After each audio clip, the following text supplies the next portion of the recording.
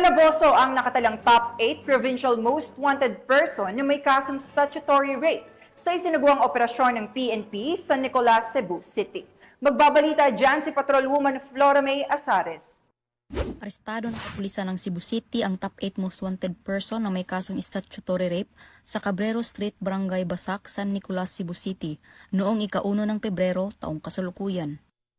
Kinilala ni Police Colonel Enrico E. Figueroa, City Director ng Cebu City Police Office, ang sospek na si John, 19 anyos, na residente ng Purok Kalubi, Aurora, Zamboanga del Sur.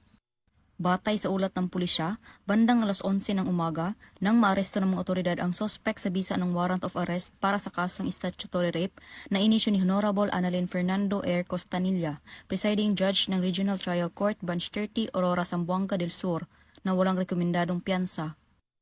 Kasalukuyang nasa kustodiya ng Police Station 11 CCPO ang sospek para sa dokumentasyon at tamang disposisyon.